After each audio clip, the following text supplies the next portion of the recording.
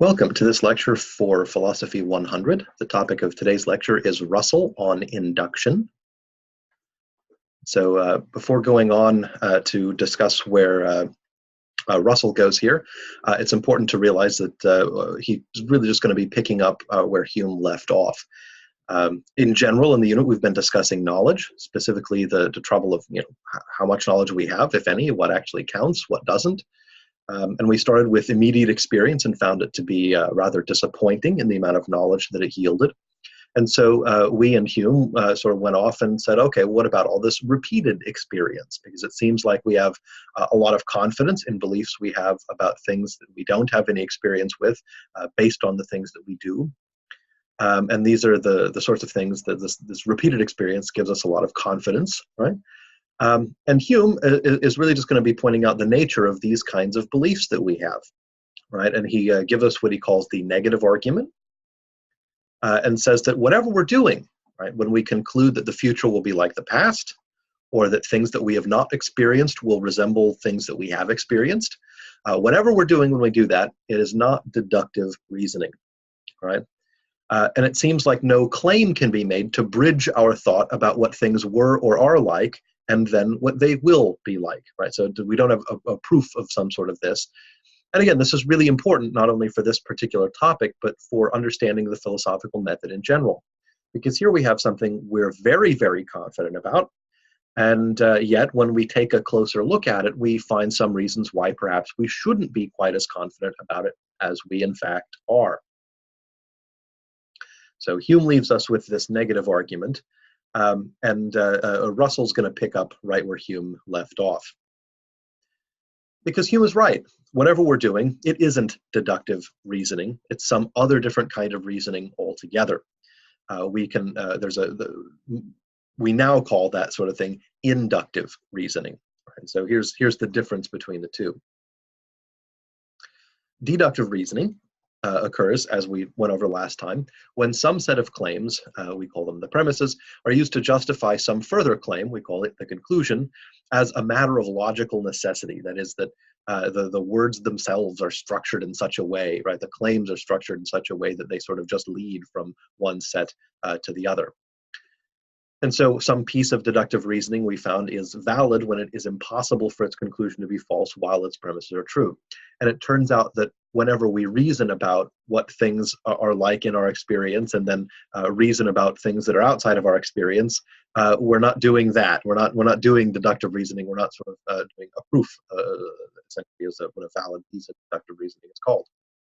Instead, we're doing something else, and that thing we can call induction or inductive reasoning.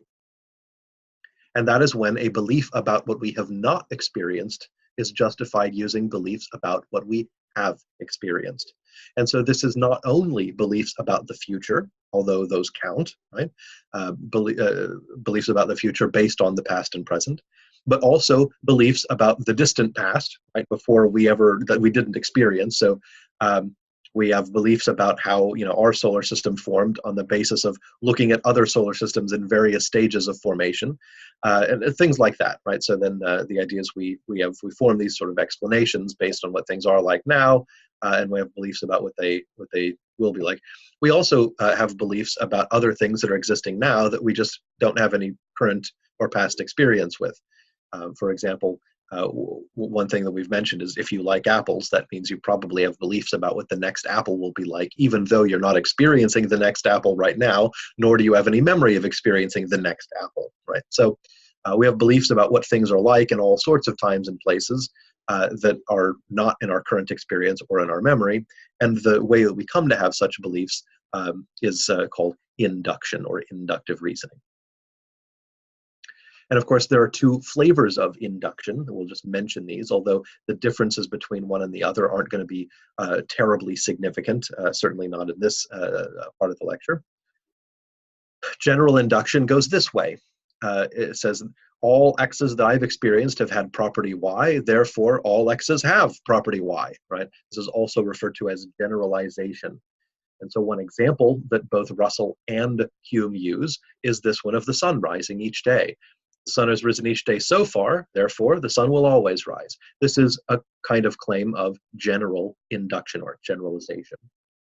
Because what it's doing is it's using what you do have in your memory and your current experience, right, things you have experienced, and saying something about something you haven't experienced, in this case, the sun rising on other days. Specific induction, you'll notice, looks very, very similar. In fact, it's really the same kind of reasoning, right? They're both induction. They're both pieces of inductive reasoning. It's just that specific induction has somewhat of a more modest conclusion than general induction. That's really the only difference between. Specific induction goes this way. It says, all the x's I've experienced have had property y. Therefore, the next x I experience will have property y. So again, using our sun example, the sun has risen each day so far, so the sun will rise tomorrow. Okay? You'll notice that specific induction is doing the same thing that general induction is doing. It's just doing it more modestly. It's saying, instead of claiming something about all of what's outside of our experience, it's making a claim only about the next thing in our experience. But again, I think you can probably see that these two things will stand or fall together, where if specific induction doesn't work, well, then general induction doesn't have a hope of working. And if general induction doesn't work, it seems we wouldn't have any reason to assume that specific induction would work in any given case. Right? So these are two different forms of induction, but they have different structures, but they do have something in common. And again, the difference between the two of them won't be hugely important, but it is there. All right, so now we turn to the part we've been trying to sort of work our way toward fairly slowly, is what basis do we have for using induction or for believing in the results of it? This is where Hume is eventually going. This is where Russell is going to take us through it. Again, we seem very confident in our pronouncements using induction, but again, what basis do we have for such confidence? And so, again, we do base beliefs about what is beyond our experience on what we have experienced. But there is a difference between explaining how we come by such beliefs, which Hume has certainly done, and justifying how we come by such beliefs, which both Hume and Russell think is where the great problem lies. Remember, an explanation just says how it happens that we use induction, right? A justification would be some reason for trusting induction, some reason for believing. So again, it's very natural for us to have the kind of beliefs we have, or to get the sort of beliefs we get by habit. The question is whether we have any good reason aside from that habit to have those beliefs, whether we should have them or not, whether we should trust them.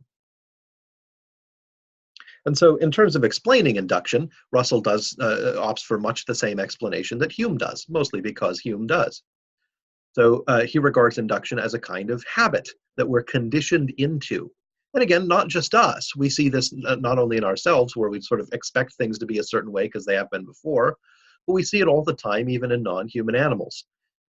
Russell tells the story of a horse that's been led along the same path often enough that it just sort of follows that path, and you don't have to drive it, you don't have to direct it. I think we've noticed that ourselves. If you ever take like a very familiar drive, sometimes you'll kind of zone out and you'll find yourself home or at the grocery store, and you just don't really quite remember getting there. And that's a little scary because you think, well, gosh, I'm not really paying attention to what I'm doing when I'm behind the wheel. Some bad things could happen. That's true, right? That's a wise thing to be concerned about. But it does happen. We sort of turn on the autopilot in that sense. We notice this with our household pets, right? When my alarm goes off in the morning, my cat believes that he's going to be fed. Not because my alarm has really anything to do with giving him food. He just associates it because, that's usually what happens, is that my alarm rings, it wakes me up, and because I'm awake, I decide that, it's time to feed the pets in the first thing in the morning.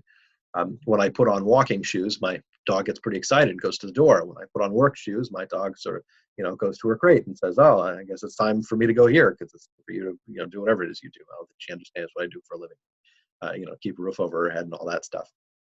But again, this is conditioning. This isn't reasoning. This isn't proving anything. This isn't thinking through things at an intellectual level. This is conditioning, right? Sort of Pavlov's dog being the very sort of model that we use for classical conditioning, and it's really just nothing more than that. So that can explain why we have all these ideas about the uniformity of nature, but it doesn't really justify them. And so this is where Russell uses another animal analogy, one that we'll sort of return to a number of times, which is his analogy about the chicken. Right? And so he talks about some chicken who's been fed every day of its life by the farmer until it's time for the chicken to feed the farmer, right? And it gets its neck wrung, and Russell very dryly remarks that the chicken might have benefited from a more sophisticated worldview. Because again, it's not that we have any good reason to expect that things will continue to be the same as they are. In fact, when things do violate our expectations, we're often, in for very rude awakenings, much as this chicken. And so if we're going to talk about having some good reason for accepting all this repeated experience as the way things are, the way things have to be, or things being their way because there are rules, doggone it, well, we're going to, again, perhaps be in for some trouble. And so again, if we are to justify induction, we need some reason why the future must be like the past. Or we need to find why what is outside of our experience must be like what is within our experience. And Russell says the best we can do is to get some form of probability. Right? It's like, well, we might say probably what's outside of our experience is much like what we have already experienced. Probably the next thing will be a lot like the last thing.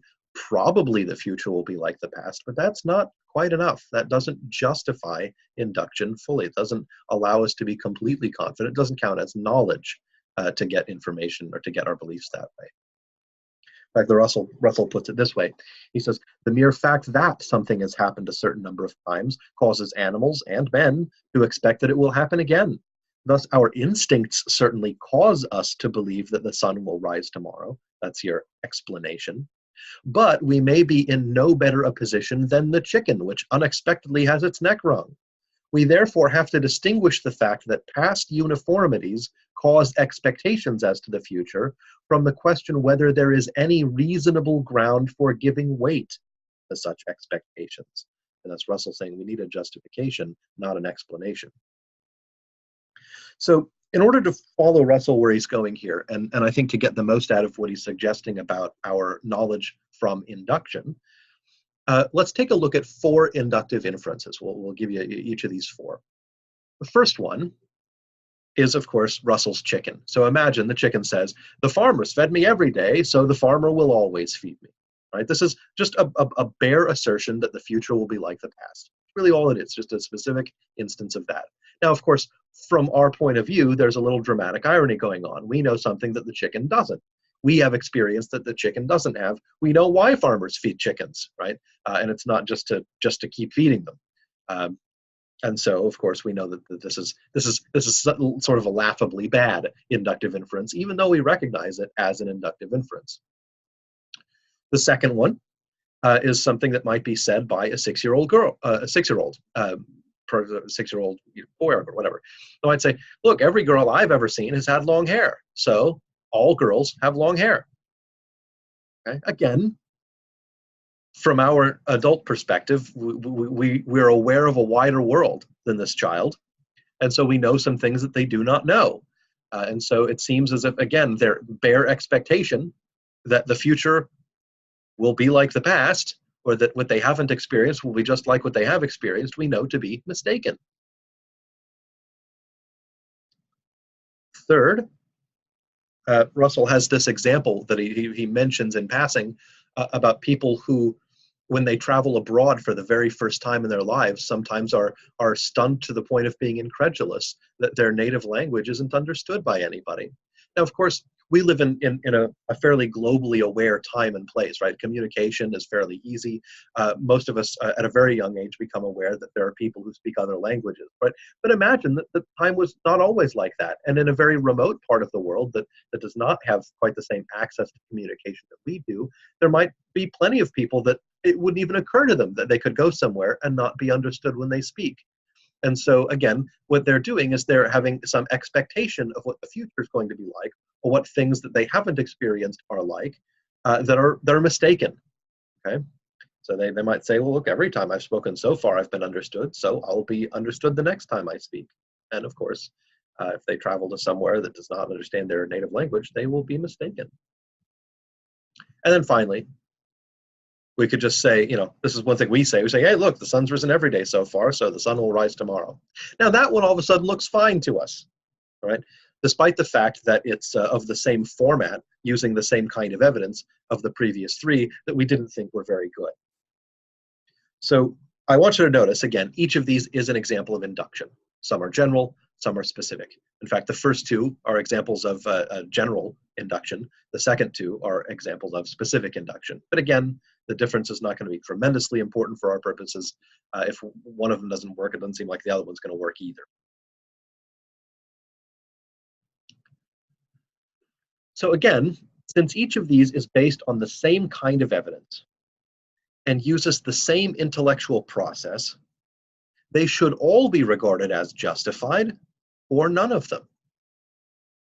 In any case, whatever objections we have to one of them will seem like they should apply equally well to all of them, and any defenses that don't seem to work for one of them shouldn't necessarily work for any of the others.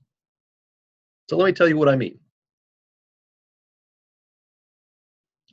If you look at those first three, the one by the chicken, from the 6-year-old, and from the sort of naive traveler, they clearly fail, and they all fail for the same reason. Like, we have an objection to each of these claims, right? So if somebody claimed to have knowledge on this basis, where the traveler says, no, I just know that I'm going to be understood the next time I speak, we would say, well, no, you can't really, because it's not true.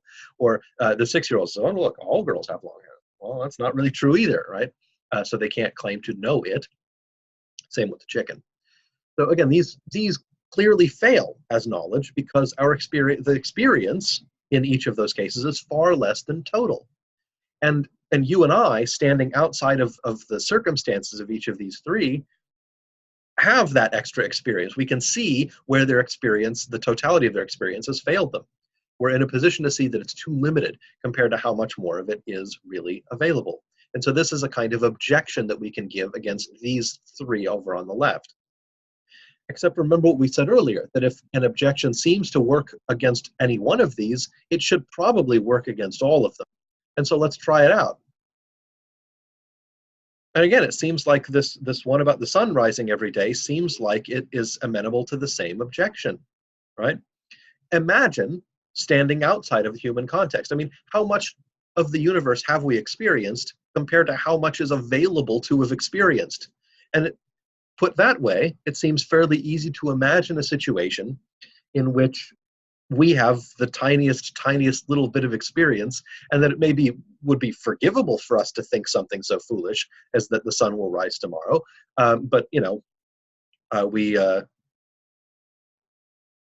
we just sort of expect that anyway. Maybe forget, but we're sort of wrong about that. And more experience, or more of the relevant experience, would clearly reveal that to us. It's just we just don't have enough. Okay. And the reason that this reasoning looks better to us is because, you know, we don't have more experience than we in fact have.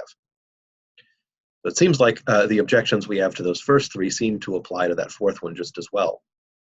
What about defenses? All right.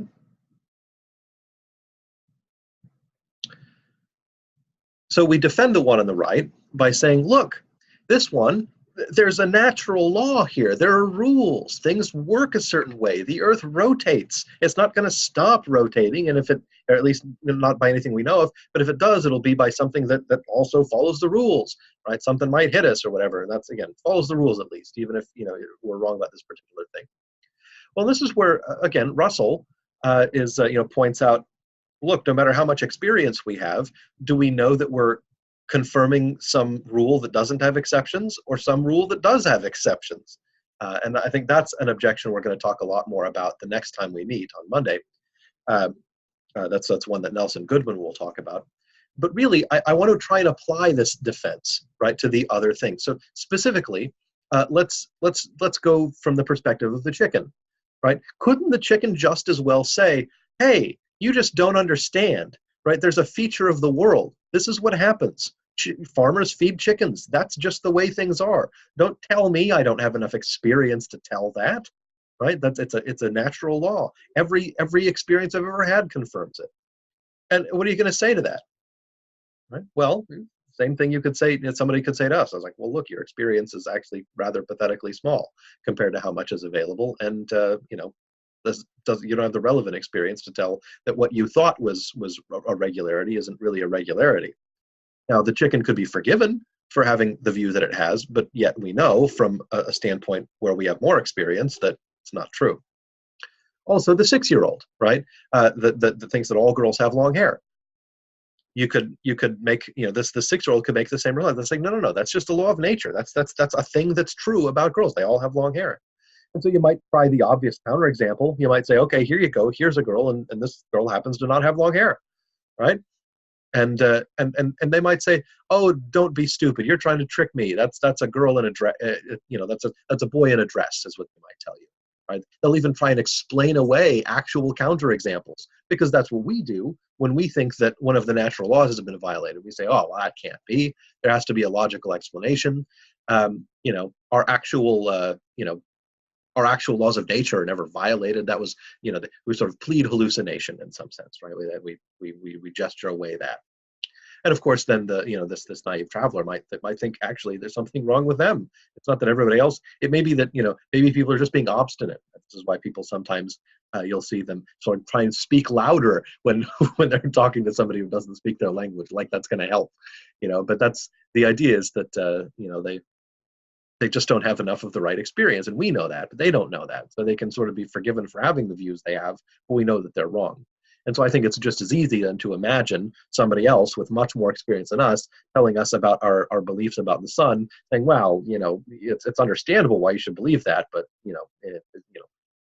in a standpoint with more experience, we know it isn't true." And it seems like that's always a possibility for us, no matter how much experience we have.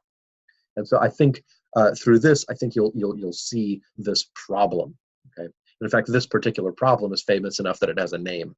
It's called the problem of induction. And again, the reason for that is that philosophers are really, really good at naming things. And so if we have to come up with a name for a big problem that induction has, we just simply call it the problem of induction, right? That's because that's what it is. And here's how Russell puts the problem. In this very important paragraph here, he says, the general principles of science, such as the belief in the reign of law and the belief that every event must have a cause, are as completely dependent on the inductive principle as are the beliefs of daily life. All such general principles are believed because mankind have found innumerable instances of their truth and no instances of their falsehood. But this affords no evidence for their truth in the future unless the inductive principle is assumed. Thus, all knowledge which, on a basis of experience, tells us something about what is not experienced, is based on a belief which experience can neither confirm nor confute. Right? So this is a kind of circularity problem. It seems like in order to trust induction, in order to do induction at all, we simply have to assume that the future will be like the past, or assume that things that are outside of our experience will be like that which is within our experience. And we have no reason to believe that, again, unless we simply assume it. And so it seems like we're basing all of our beliefs of this kind on assumptions that we can't do really anything to justify. And that's a problem. That's a problem that induction has. We call that the problem of induction.